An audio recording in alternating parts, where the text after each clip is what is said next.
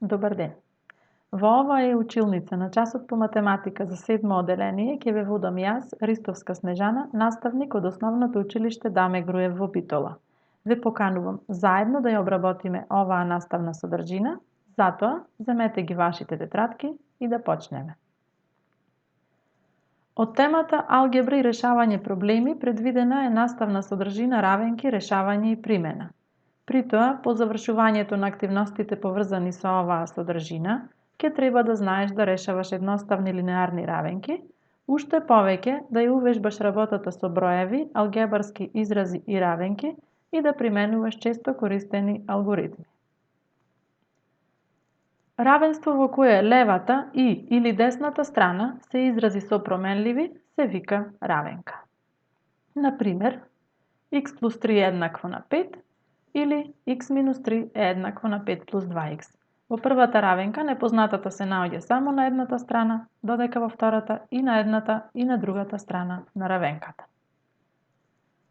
Видови равенки. Равенките се делат според бројот на непознати и според степенот на непознатите. Според бројот на непознати, равенките можат да бидат со една непозната, со две непознати, со три непознати или повеќе. Според членот на равенката со највисок степен, равенката може да биде равенка од прв степен или линеарна, равенка од втор степен или квадратна равенка, од трет степен или кубна и така натаму. Стигнавме до најинтересниот дел, односно решавање на равенка.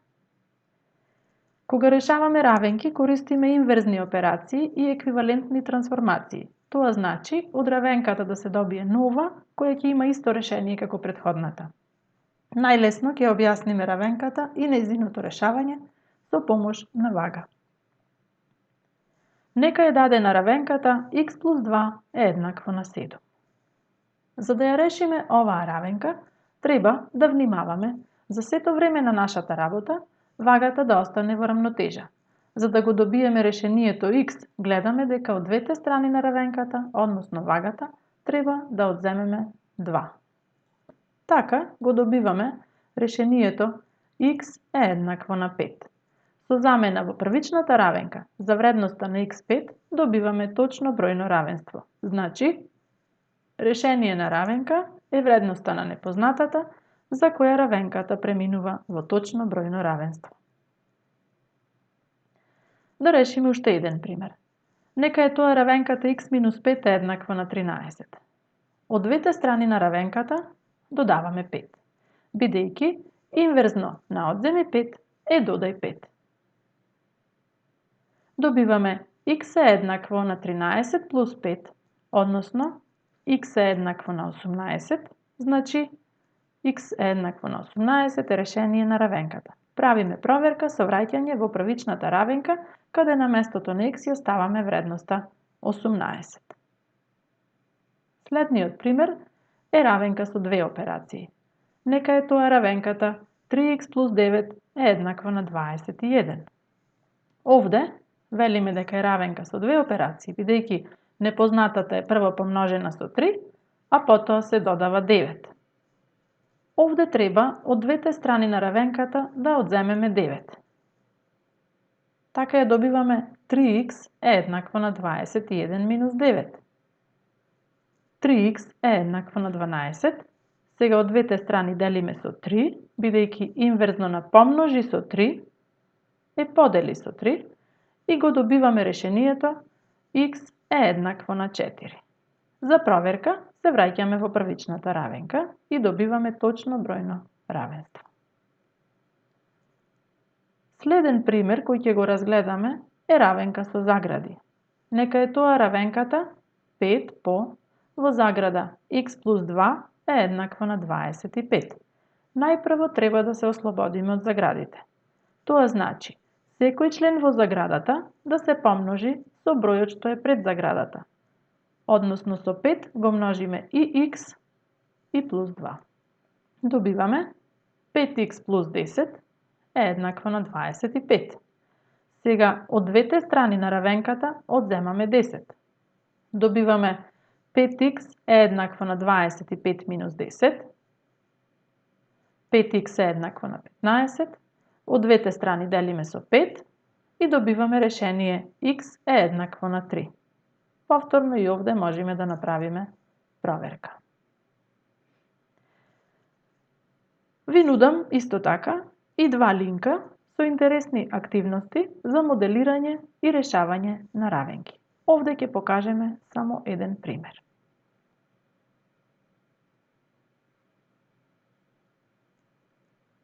Дадена е равенката 5х плюс 4 е еднакво на минус 6. Ние треба да ја моделираме на дадената вага. Од левата страна треба да поставиме 5х.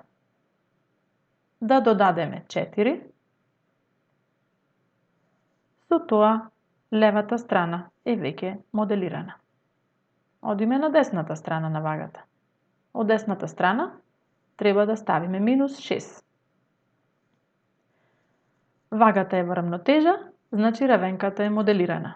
Одиме на следниот чекор.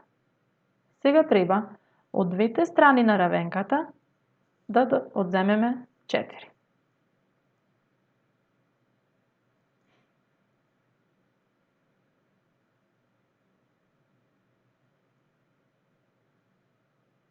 Добиваме 5х е еднакво на минус 10.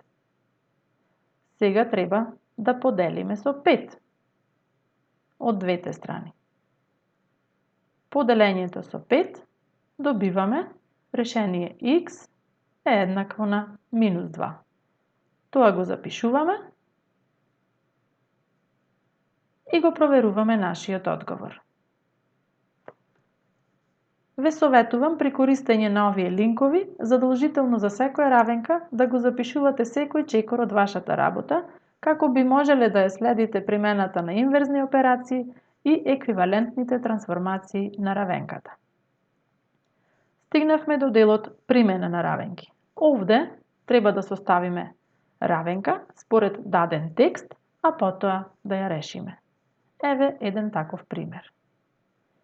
Петра замислила број, го помножила со 2 и потоа додала 5. Го добила бројот 17. Кој број го замислила Петра? Доколку замислениот број на Петра го означиме со х, ќе добиеме.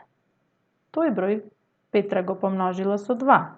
Значи ние во нашата равенка запишуваме х по 2. Потоа додала 5. Запишуваме плюс 5. Добила 17. Значи пишуваме еднакво на 17. Со решавање на оваа равенка добиваме дека замислениот број на Петра е 6. Следен пример е состави равенка за должината на трите прачки заедно. Реши ја равенката и одреди ја вредноста на y, земајќи предвид дека сите должини се дадени во сантиметри. Ако ја разгледаме прачката, забележуваме дека е составена од три делови, од кои што двата се со иста должина, y и последниот дел е 5 сантиметри. Сите три собрани заедно даваат 23 сантиметри. Значи, кога ќе ја составиме равенката, таа би изгледала y плюс 5 плюс y е еднакво на 23. Со средување на сличните членови се добива 2y плюс 5 е еднакво на 23 и со решавање на равенката добиваме дека вредноста на y е 9, односно двете еднакви должини се по 9 сантиметри. Во следниот пример треба да составиме равенка за збирот на аглите во триаголникот. Исто така треба да ги определиме аглите на тој триаголник. Од цртежот можеме да забележиме дека секој од аглите е даден со израз кој зависи од променливата х. При тоа, во решавањето на оваа задача, треба да го земеме предвид фактот дека збирот на аглите во триаголник е 180. Значи, ги поставуваме сите три агли во збир, односно х плюс 5, 2х минус 16 и 3х минус 7, и тој збир го изедначуваме на 180. Со средување на сличните членови се добива 6х минус 12 еднакво на 180, односно решение на равенката е x е еднакво на 32 степени.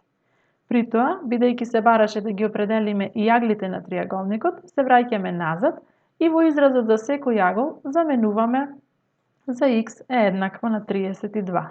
Така за првиот агол ќе добиеме 37, за вториот агол 48 степени и за последниот агол 95 степени. Одиме понатаму. Татјана оди во кафуле во Париз со пријател. Купува 2 пијалака топло чоколадо и 1 колаче за да го подели. Плаќа 6 евра и 10 центи. Која равенка го представува овој проблем? Ако цената на еден пијалок топло чоколадо ја означиме со P и едно колаче со K, тогаш равенката што го представува овој проблем ќе биде 2P плюс K е еднакво на 6 евра и 10 центи.